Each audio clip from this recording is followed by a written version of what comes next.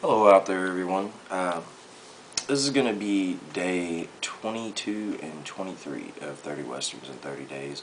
I feel really bad for having to do a delay for the last two weekends, but obviously I'm sure everybody understands that, holiday weekend like Thanksgiving is extremely busy for the working man. And not only was I busy all day Thursday with family stuff with Thanksgiving, but Friday really killed me too from having to work and work so late because we were so busy.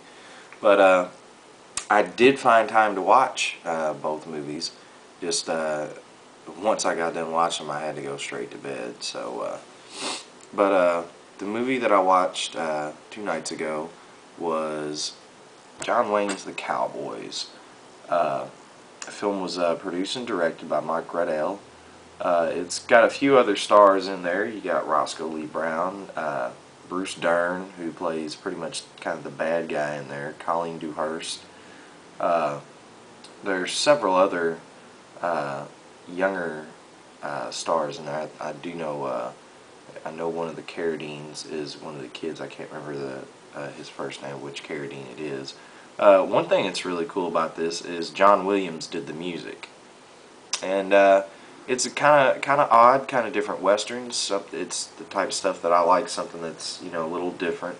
Basically, John Wayne plays a ranch man that all of his men run off on him, and he's stuck taking these 11 kids, schoolboys, that are supposed to help him on a cattle drive across 400 miles of land, and everybody, nobody thinks it's going to work out, and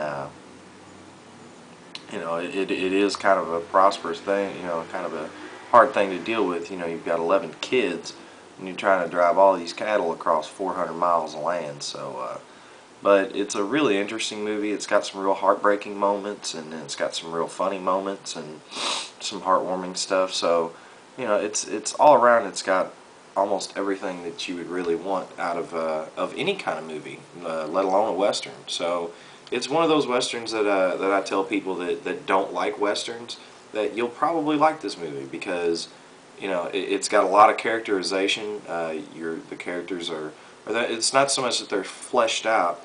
It's just that with little nuances, you get to know them and you get to connect with them. So I give this movie probably 4.5 stars out of 5. I really, really like this one. It's one of my favorite John Wayne pieces, and it's just got some moments in there. Some of those memorable moments that always stick with you. When you think about this movie, you'll have several moments. It's not like you'll just have that one part of the movie that you remember that you're like, yeah, I remember that part. That part was awesome. But this movie has several of those, so that's one of the main reasons I enjoy it. And the movie I watched last night was High Plains Drifter, Clint Eastwood movie. Really good Clint Eastwood movie in my opinion. It was made in 1973, so it was several years after he had done his spaghetti westerns, and this one is kind of a spaghetti western made in America. It's really interesting because he kind of revisits the Man with No Name character that Sergio Leone created, and he's kind of this stranger that comes into this town of Lago, and it's lawless and sin-ridden, and there's just so much going on.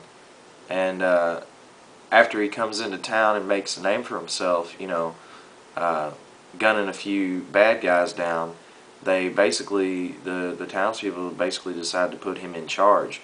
And he gets everybody together and paints the entire town red, literally paints the entire town bright red, and paints hell over the word Lago on the sign entering the town. And basically he's doing all this to try to ward off these three guys who have been tormenting this little town for God knows how long. And one of the coolest things about this movie is it was directed by Clint, and I know it's not his first directing effort, but it's a really good early directing effort from Clint, I thought. But it's pretty cool. I may be wrong, but I think this was Clint's first Western he directed. I'm pretty sure it is.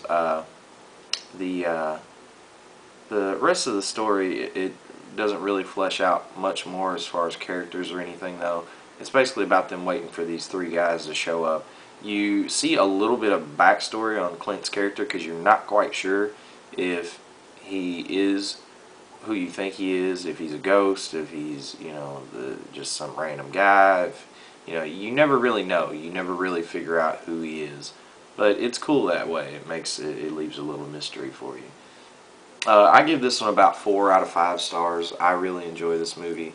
Obviously, being a Clint Eastwood fan, it makes me a little biased, but who couldn't be a Clint Eastwood fan, man? The guy's so good, and he's done so much different work. I don't think a lot of people give him credit where credit's due when it comes to his body of work.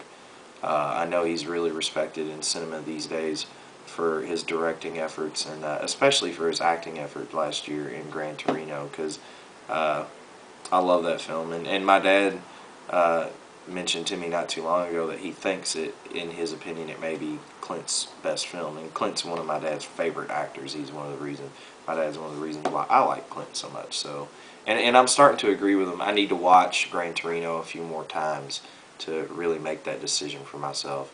But the guy just keeps getting better and better, and I hope he keeps hanging around in there and keeps making great films for us. But that's pretty much it for these two movies. I hope you guys enjoy the vids. We're getting pretty close to the end here, so I'm going to try to start getting to the nitty-gritty of some of the films that I really, really like. Some of them, there's a few films I've been saving. There's a couple I've been saving. Actually, there's about 3, but we'll start getting into them. So I hope you guys have been enjoying my countdown here, or my marathon, or whatever you may call it.